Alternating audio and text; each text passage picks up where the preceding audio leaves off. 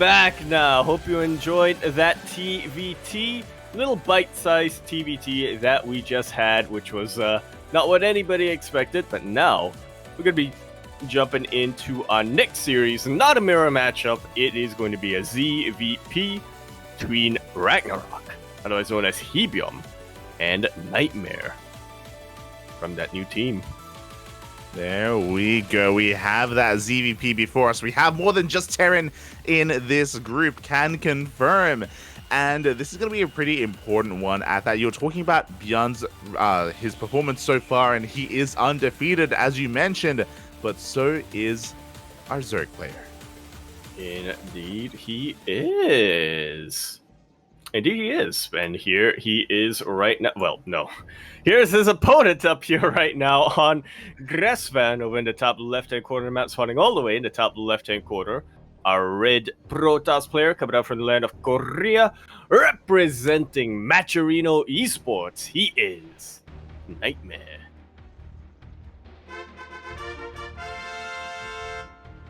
And spawning in the bottom right-hand corner of Gressvan, we have the South Korean Zerg player representing Mystery Gaming.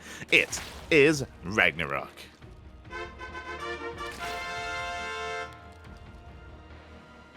Very strange to see RagnaroK not as the red player, I gotta tell you. It's true. Yeah. He's known for being a bright red, for being a little bit more aggressive as well. Here, he's looking a little bit more timid, a little bit cool and calm and collected, which is just everything that RagnaroK isn't. Pretty much, but maybe that's showing a bit of a new side to him. You were saying that RagnaroK has so far been undefeated in his group tonight, and a large part of that does have to do with his ZVZ, but I'm thinking, looking at some of his other matchups that he had, 2-1ing Spirit, that's pretty good as well, and that's hopefully an indication of how the rest of his matchups are going.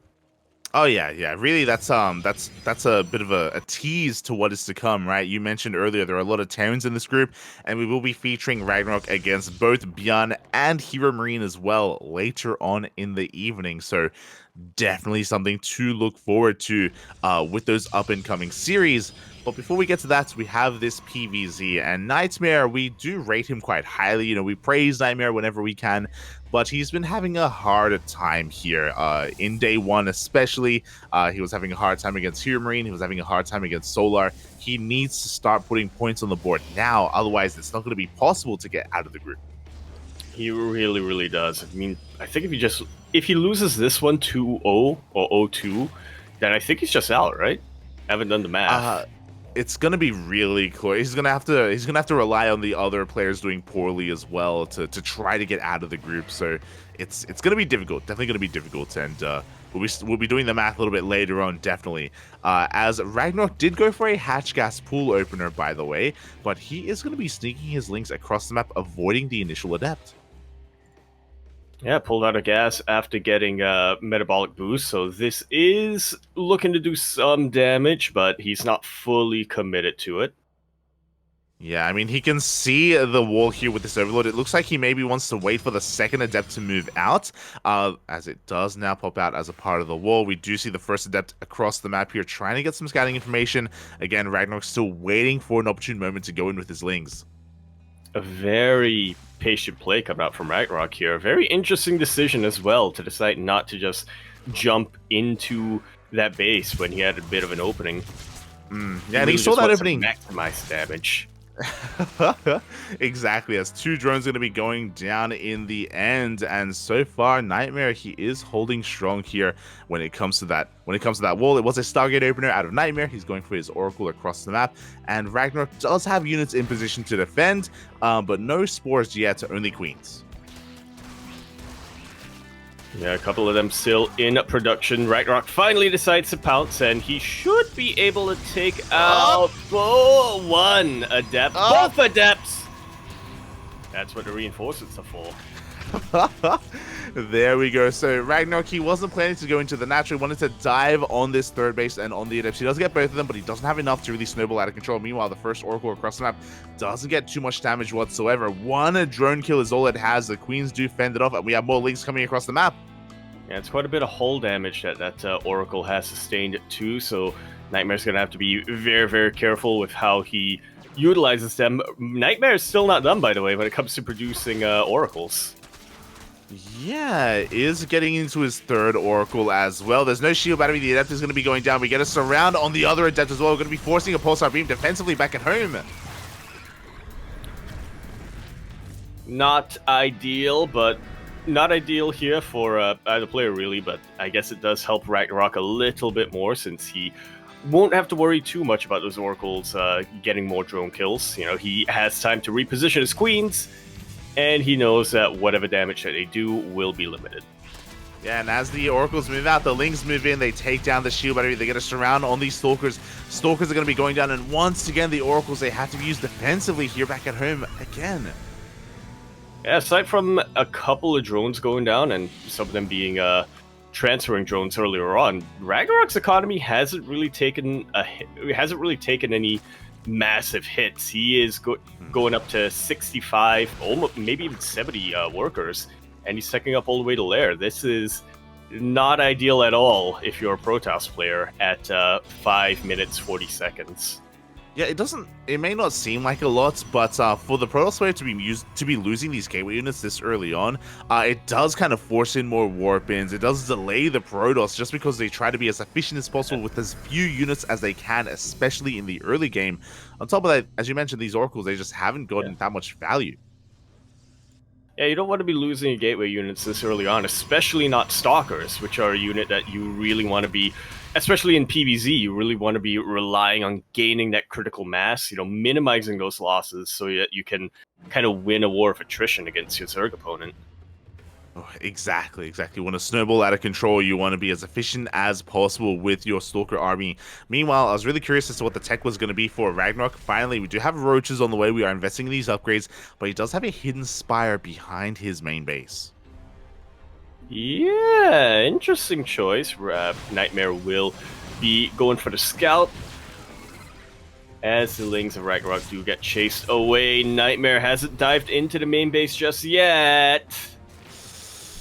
Yeah, he gets eyes on the natural. On the third base, he's going to get a couple of drones, which is good, especially because they're gas mining workers, but he hasn't seen the main. He hasn't seen the critical information here, the spire.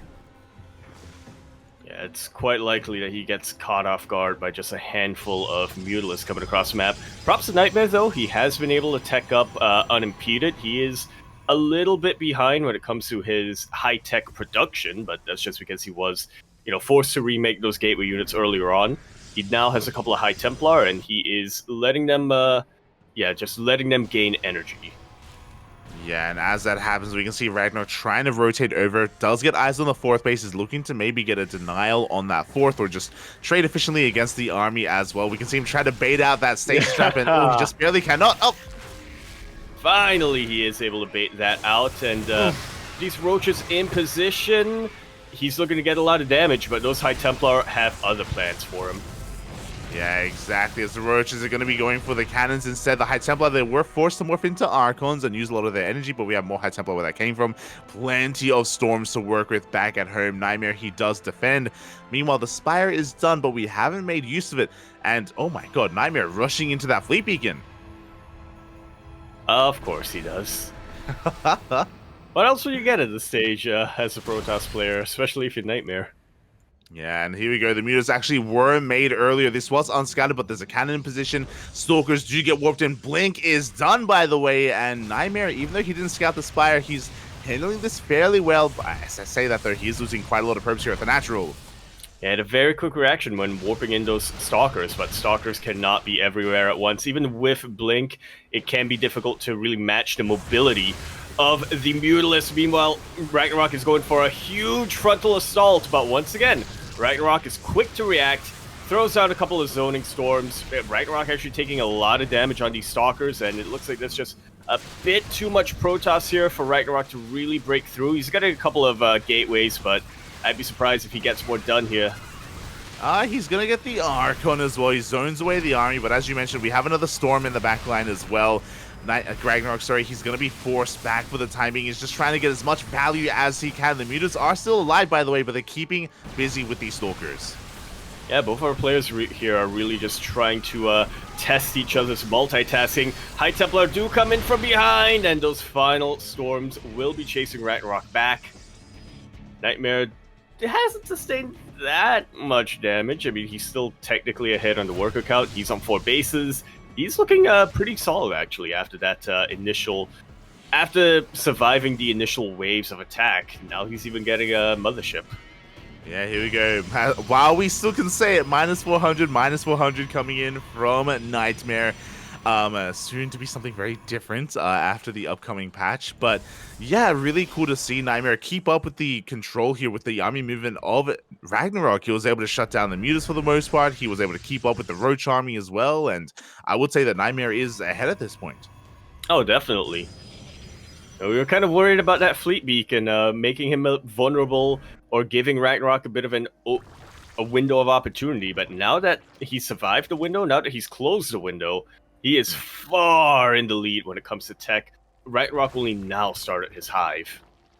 Yeah, exactly. We're transitioning into Hydra Lurker, which is a great army against Ground Toss. The problem is that RagnaroK, he hasn't really pieced this together. Looking at his vision, he has seen the fleet beacon, but he hasn't seen the Stargate explosion here from NightMare. He doesn't really recognize that Skytoss is on the way, and as a result, we're not really getting the most ideal army. Hydras, they can be okay against a low amount of carriers, but over time, we're going to need something more, and here we go. We finally get confirmation. And the mutas dip in, and they will confirm that the mothership has arrived. Should be seeing a bit of a corrupted transition, ideally anyway, here from RagnaroK, as he picks off whatever more probes that he can with his mutas. I think he's recognized that the time for mutas has kind of come and gone. He needs to phase them out in favor of more effective units, whether it's Hydralists or whether it's Corruptors. Yeah, and here we go. So this is a bold move. We're committing to the Hydras. We're going straight into Lurkers. We have Infestors on the way, which can help support with both Fungals and Microbial Shrouds as well. As much of a meme as it is, it can help. But we already have Storms for that. That's the problem. I'm just waiting for RagnaroK to research Neural Parasite. If he was Dark, yeah, he would go for the Neural. He would go for the Neural on the High Templar, then feed back all the other High Templar. It would be amazing to see. Greater Spire is on the way. The armies are engaging. Big Storm on these Lings, and that carrier count is slowly getting higher and higher. Thankfully for RagnaroK, there's only 3, soon to be 4, and NightMare is max, so I actually can't make any more than this. Not yet. Yeah, there's a pretty inefficient army as far as Protoss armies go. A handful of Zealots. Zealots on the ground, and a lot of Stalkers are not really what you want at this phase of the game. Maybe with the support of the High Templar and with the Mothership, it's actually a game-winning composition, but we'll see. I would be pretty surprised. Yeah, NightMare, he wants to trade out some of this Gateway army in favor of more Skytoss units of Archons as well. He walks into a wall of Lunkers. The Lurkers do hold the line for the time being, but NightMare, he's going to rotate around instead. At the same time, do have a Roach counterattack, but NightMare is in position. The Roaches will do nothing, and there aren't too many Lurkers here over towards the north, but they are being repositioned. Yeah, great use of the Spores as well here from RagnaroK, or should I say great positioning of the Spores as well. Just making sure they give detection without leaving them too vulnerable. Yeah, and there it is. 3 more Stargates on the way. We have, of course, that Tempest upgrade as well, so it looks like we're going to be heading towards Tempest and Carriers. We blink on forward. Another one of these Lurkers goes down. We have the Microbial Shroud, but mate, Storm deals with that. Exactly. Especially in a position like this, where all the units are going to clump up in a Microbial Shroud. RagnaroK is really just painting a target on the map, saying, shoot your Storm here. Pretty much. That's how it goes. As we do see NightMare rotating on over. Once again, Microbial Shroud on these Hydras just to try to keep them alive, but we have a Storm zoning them away. The Lurkers are going down one after the other. We blink on forward. And we even have a really good feedback to get rid of the last of those Infestors too. RagnaroK trying to reposition his Lurkers right now. He still has detection in the form of these Spore Crawlers, but unfortunately for him, his Lurkers were a little bit too bunched together, and it will get stormed. Exactly, and even though NightMare doesn't break this position, he traded very efficiently, and he lost a lot of Stalkers, but here we go. 5 carriers are being made at a time. This is really what NightMare wanted. Yeah, once we hit critical mass, these Hydralisks are not going to be enough to deal with the Sky Toss. Mhm. I want to say that RagnaroK can deal with them now, especially since he has 3 high-energy Vipers, but Mhm. once we get, what is critical mass of carriers like? 9, 12, something like that? Yeah, more than 6. Pretty much. 15, Exactly. 22? There's no That's answer. if there's a word more than critical, that's what that is. But yeah, it's an apocalypse of carriers. As Ragnarok, he does have a lot of Hydras. As you were saying, I do think he can engage this army now, but as the game goes on, as more carriers get added, less so. And even then, like engaging this army is going to be difficult because we do have plenty of High Templar with Storm. Exactly. RagnaroK can engage with this army now. There's no guarantee that, it'll work out for him, though. Exactly. So here we go. Oh my god. The second wave of carriers is arriving. Suddenly the carrier count is about to double, but here we go. The Vipers have arrived. Good feedbacks. Ooh, fantastic feedbacks. Only one yoink was landed over here. Hydras are trying to deal with the mothership, and the -400 will be finished as prophesized, but that mothership has done its duty. It's done its job and has bought so much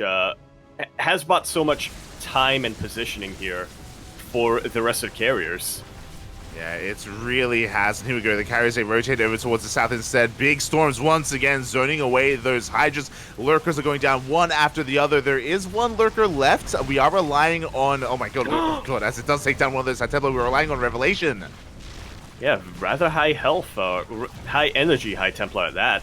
Meanwhile, the Warp Prism Harass is doing a huge job. Actually gets the Spire as +1 was researching, so that's a cancelled upgrade here for RagnaroK. Yeah, and you can see these carriers are going uncontested at this point. Like, they don't even have Storms to support. They don't need it. GG gets called, and NightMare will take game number 1. His first map victory here in the group stage hopefully is a sign for things to come. It is still possible for NightMare to start turning this around.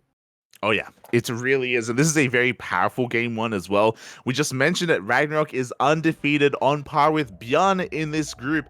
And for NightMare to come out swinging, looking very strong in game 1, could take the series. Again, it wasn't just his ability to maneuver and make use of his Skytoss army, but if you remember before that, we saw just great defensive play against all of the Roaches, against the Muta Harass as well. Like, NightMare handled himself beautifully. Yeah. Things were not looking up for him at all in the early game. He was losing gateway units. He was forced to activate his Pulsar Beam defensively. RagnaroK pretty much had freedom to do whatever he wanted, and he used that freedom to tech up, to get a strong Roach count, to go for assault after assault after assault. But once NightMare was able to weather the first couple of storms, he was pretty much smooth sailing to the finish line. Pretty much. Cheers, man. He even made the mothership useful. He did, and this is where we have to be a little bit critical about RagnaroK, because if you remember, RagnaroK did see it coming ahead of time, and we were like, okay, he sees it, what's he going to do? And then he doubled down on Hydras. He doubled down on Hydra, Lurker, Viper, but this is typically an okay response if you see the Fleet Beacon being produced, for example, but he saw it done. He saw the carriers were already on the way, and he still decided to commit to those Hydras. Well, he saw the mothership and he said, I see your meme. I raise you my meme in the form of Microbial Shroud. Let's go. Didn't work out. And again, that army composition, it has its place. It definitely has its place, but by that point, it was a little bit too late, and yeah. I think it works well as a transition to Skyzerg, right? It's not your endgame composition here, RagnaroK. Anyway, we are going to be continuing our series now on Ancient Cistern. We're in the bottom left-hand corner map, starting all the way in the bottom left-hand corner, coming down from the land of Korea. He is going to be representing his brand new team, Maturino Esports, and according to the logos mod that I have, that is fitting what he has. I'll reveal the flags later. He is NightMare. And spawning in the top right-hand corner, we have his opponent. We have the South Korean Zerg player. Oh my god, going for a 14 hatch opener, representing Mystery Gaming, it is RagnaroK.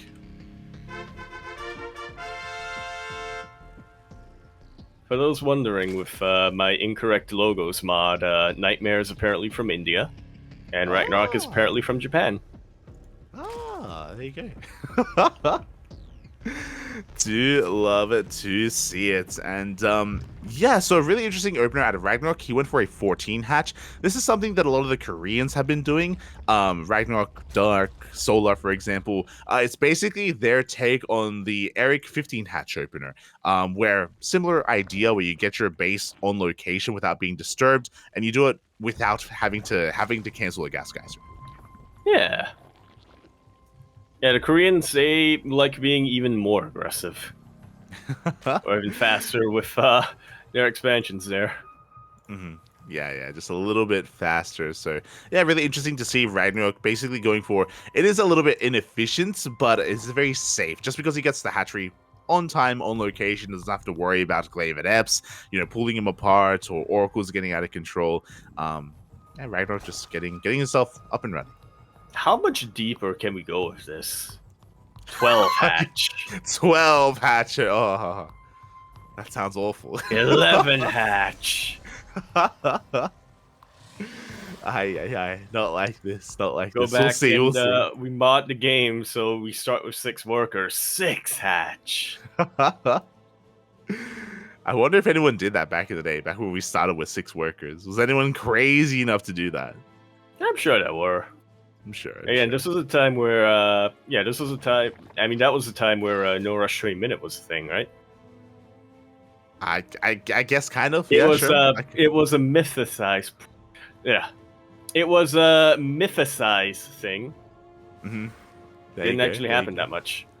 Yeah, if you a gentleman's agreement at the start of a ladder game, no rush 20 minutes. If you agree, there you go. You can do whatever you want. True. Yeah. That agreement was only ever followed through on in like 1 out of every 50 games.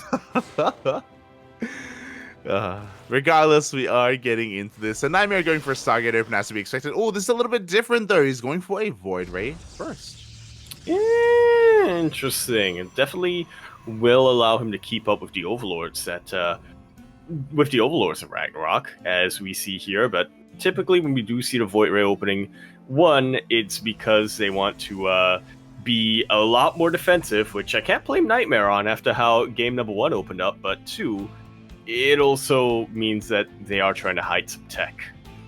Yeah, but before we can hide any tech, we do see a massive Ling Flood coming out from NightMare across the map. The wall is a wall. We'll see if NightMare can react in time, can wall off in time, because the Lings are soon to arrive, looking to deny this third base and maybe get more damage from there. Now, with this Void Ray first, I wouldn't be surprised if NightMare does go for a faster Twilight Council, but for now, is not going for it. Lings do get a cancel there and do get a delay of the third. And nice little bit of a probe micro there from NightMare. Just using that pylon to get a little bit of, or deny a little bit of surface damage on this probe, and then canceling it once it wasn't necessary anymore. But in the end, RagnaroK will get quite a delay here on the third base. Yeah, twice now being delayed. Finally, we can get the third base up and running, but we still have plenty of Lings on the field looking to deny the third base or even get a surround on the Adepts as well. But the Void Ray is in position to support, and we should be able to keep these units alive. A very fast warp in as well here from NightMare. NightMare today has just been very, very tight with his play, with his reactions as well. He really has been, and oh, this is what I was waiting for. So he did go for a bit of a faster Twilight Council. I was curious if it was going to be for Glaive Adepts. No, it is for a Dark Shrine. Ooh, okay. Interesting choice here from RagnaroK, from NightMare, sorry. So used to RagnaroK being the player in red.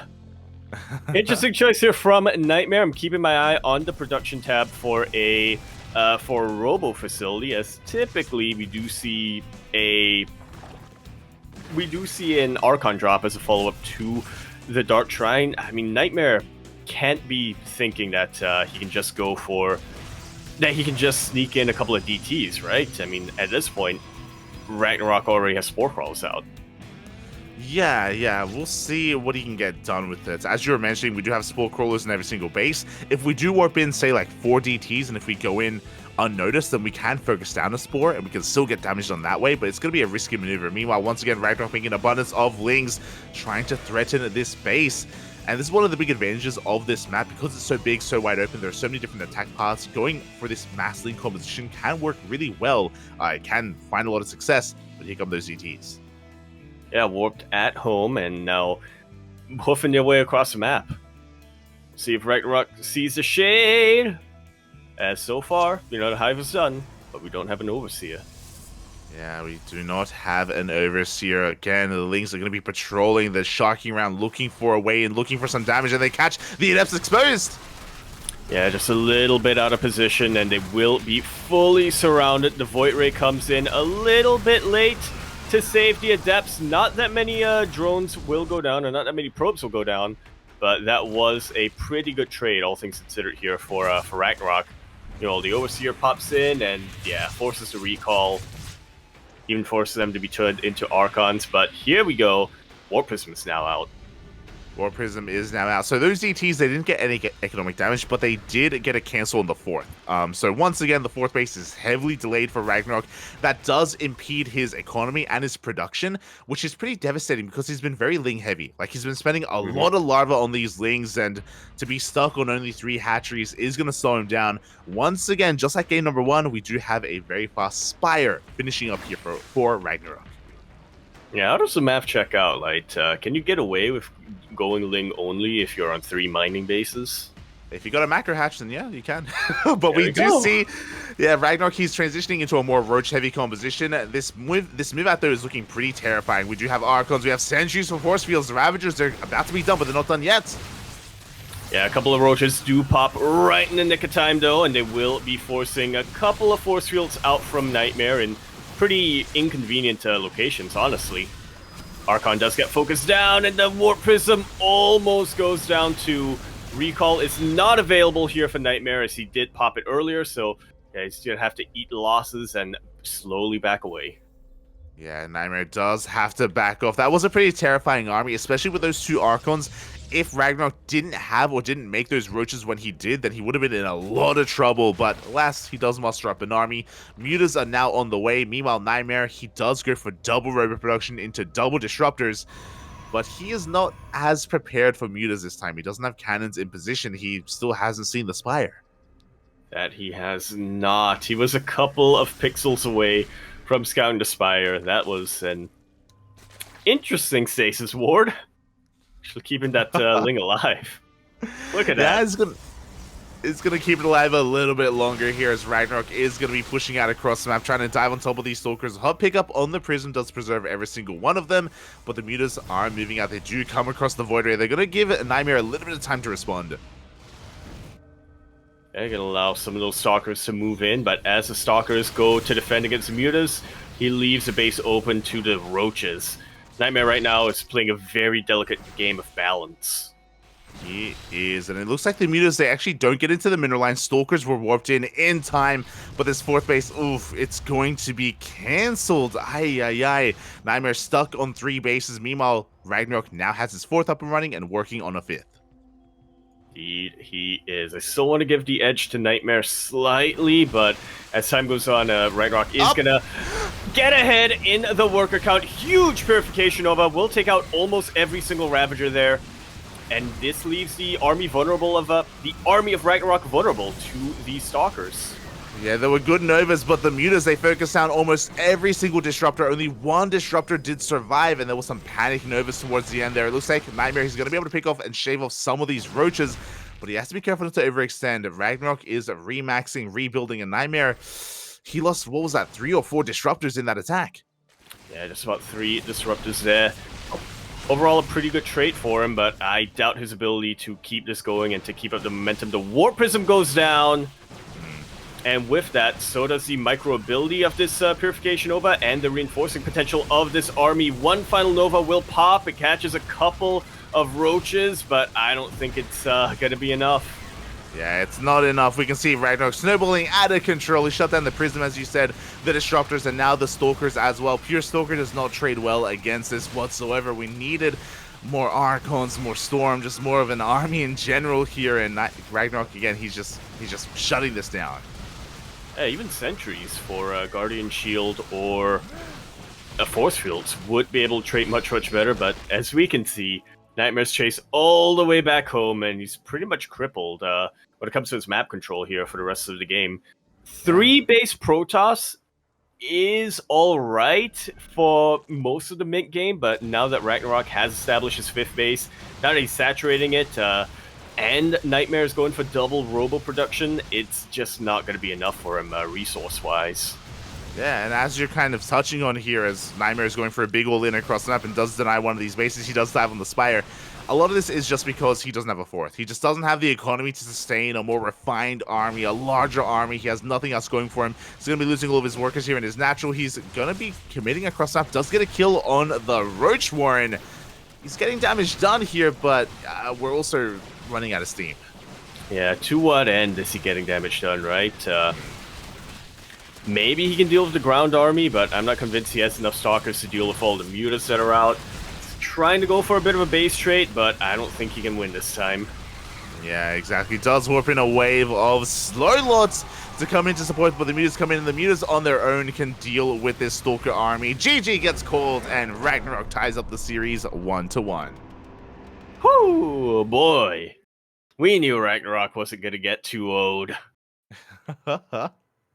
Exactly. GG, well played. RagnaroK having a little bit more freedom on Ancient Cistern because it's a little bit larger. Again, he had some better engagements. He also did a great job at hiding his mutas as well, and they did so well for him. Really just denied. They didn't really get a lot of worker kills, but they denied the 4th, and they were also doing a great job of just picking up these high-tech units like the Warp Prism and the Disruptors as well. Yeah, and if you think about it, denying the 4th is like getting worker kills, but, you know, before they're produced. You don't need to kill workers if you can prevent them from being produced. There you go. There you go. Just prevent their inception. And with that, we are going to the ace match, and it's going to be an interesting one. As we can see on the screen here, we have our vetoes. We have our last map. It is going to be Dragon Scales. Yeah, I like it. We had 2 very macro-focused maps to start things off, but finally we get to the ace. Gloves are off. Shortest rush distance map in the current map pool. Well, I think Neo-Humanity technically is shorter, but it has those slow zones, so pretty much even out. It is a very short rush distance, as you were saying. Can lead to very aggressive styles like big roach bushes or even Twilight Council-based openers as well. So there's potential for both players to be aggressive. We'll see what we do get into here as we're loading into the ace match. One way or another, the series is about to end. Indeed. Once again, if NightMare can take this, this is going to set him up so well for a bit of a redemption arc here in his group.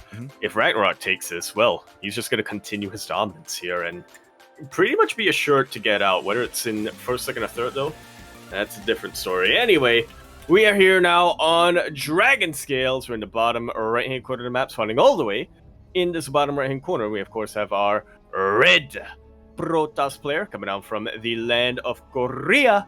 He's going to be representing Macherino Esports. Get your helmets on. He is NightMare.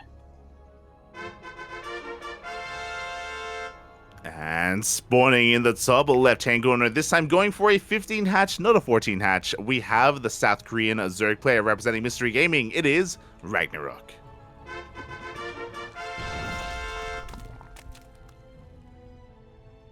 So we did the intros. I kind of realized how the fact that NightMare is on Macherino Esports kind of broke what I thought the org was kind of going for, right? Initially, when they announced their lineup, I thought, oh, they're going to be focused on the more like a more NA focused roster. But yeah, with the inception of NightMare, or with the signing of NightMare, it seems like they are, looking to be a little more global. What you said is with the birthing of NightMare, with the as he was spawned. As you know, he wasn't signed. You know, he was created by Maturino. Yeah, He was summoned as he by was brought Maturino. as he was brought forth into the world, into the land of the Yep. living. Yes, NightMare, he to join Maturino. And yeah, I mean, I guess based off of that, I appreciate what Maturino are doing. I do think that their star players are very creative. Future, Estrella, and NightMare.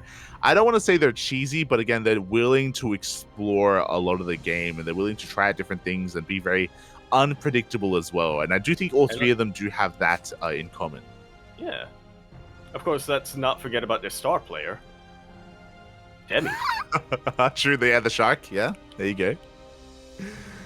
Also known for his own stylistic play as well, not to be forgotten. And oh yeah, he's loving this new meta that Zerg players are experimenting with. Well, hey, look, I saw Demi in the chat earlier, Craigasming a little bit when RagnaroK was going muted. I did see. I saw that come like directly afterwards. His "Let's go NightMare" kind of post, and he's like, "Wait a minute, RagnaroK's going mute us? Friendship ended." Oh no, not like this, not like this. But for now, NightMare is going to be going for a Stargate opener. Once again, he's been doing this every single game, but different variations, to be fair. And I guess that's where we do have to be maybe a little bit more critical as well about last game, is it wasn't just about NightMare being denied his fourth, but if you remember, he also went for a Dark Shrine opener as well, and it didn't really pay off.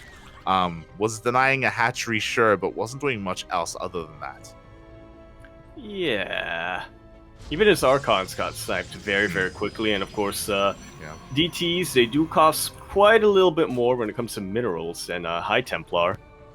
Yeah, I think the common wisdom back in the day was, I think it's still something that can be utilized to an extent now. It's still true to an extent now, is that when you get into your mid game, you get High Templars because you're going to be building a bit of a gas bank that you can't use with other gateway units. Yeah, that's why Charged Archon works so well, right? You got the Zealots for the minerals, and you got the High Templar for the gas, to kind of complement each other. Ooh, but yeah, that could also be what we head towards this game from NightMare. Before that happens, the first Oracle does get across the map, and is going to be able to get a couple of drone kills. The Queens were a little bit out of position, and we're not done. We also have two Adepts looking to shade into that natural, looking to threaten the bases. Yeah, just keeping RagnaroK back for the time being.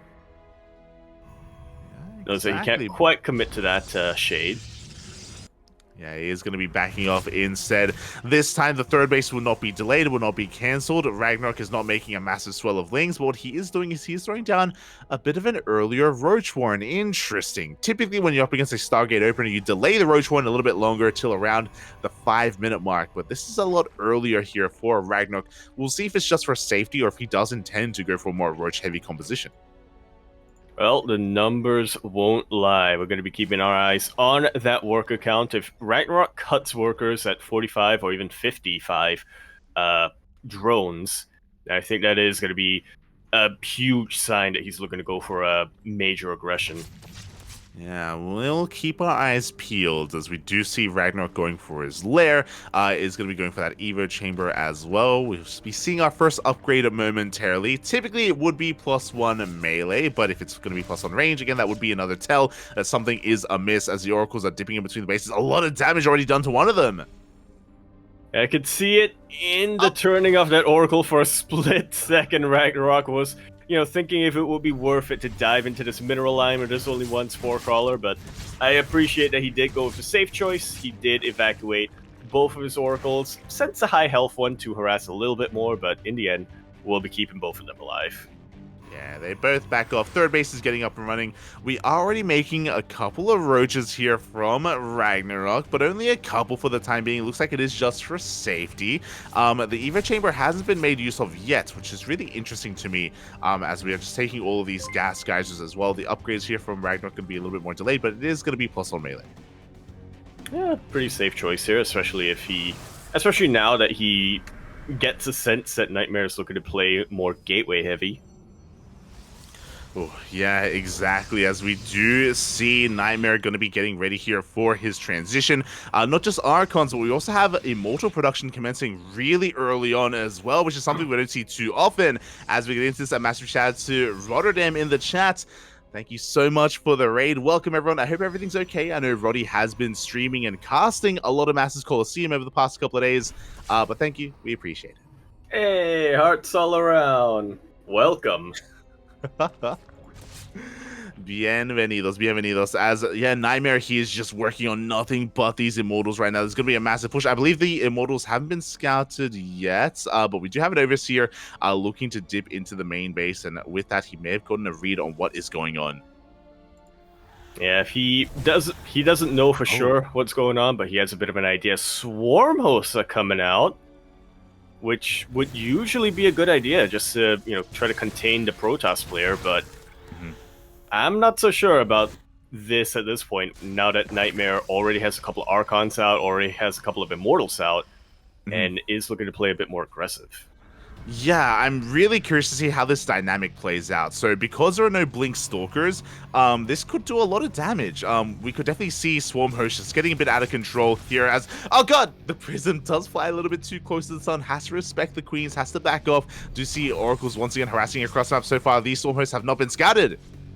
And they are moving their way across the map. Huge transition or huge morphing of Ravagers are coming out. NightMare's in a lot of trouble. He doesn't quite have the SimCity to defend just yet. He does have a lot of Immortals, which will do well against the Roach Ravager, but here we go. The Storm Hosts are getting ready to go into the main base or even in towards that third. We can see RagnaroK, he's cutting workers at 66, so that's only 3 base saturation. It's basically a big 3 base all-in out of RagnaroK. First wave of Locusts have been popped. Meanwhile, the Roaches and Ravagers are keeping the main army busy. Locusts decide to go into the main base where everything is vulnerable. Yeah, the main Nexus is going to be going down. There's no shield battery, no overcharge to keep it alive. A big loss already for NightMare. He's going to try to engage with the main army, but again, the Ravagers do keep the main army back. Yeah, these High Templar haven't really been able to throw out their storms just yet to really utilize that zoning potential. There's not a whole lot here keeping RagnaroK back. He sent a couple of Zealots across the map, and actually is drawing a lot of army back home. Yeah, he does distract RagnaroK. He does buy himself a little bit of time. Meanwhile, we have another Locust Wave, and this Locust Wave is looking for another base, looking for that third base Nexus. NightMare at this point is all in with this army. It's a pretty terrifying army, bearing in mind that even though RagnaroK is maxed out, a lot of that supply are in Swarm Hosts that can't do anything right now because they just sent out their wave. Yeah, they're pretty much sitting ducks while they wait for their Locusts to come off of cooldown.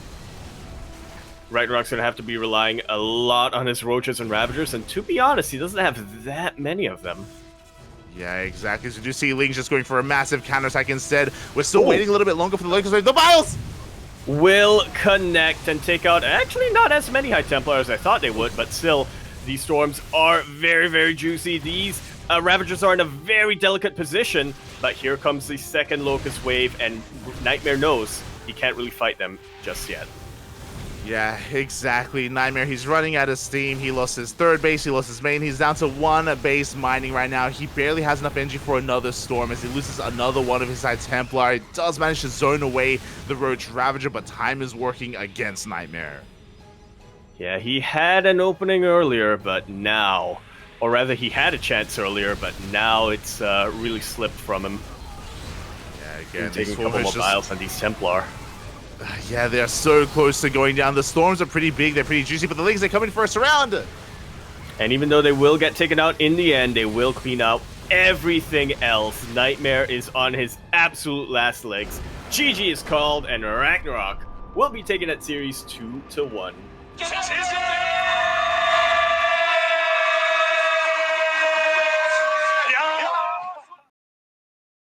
Nicely done here from RagnaroK.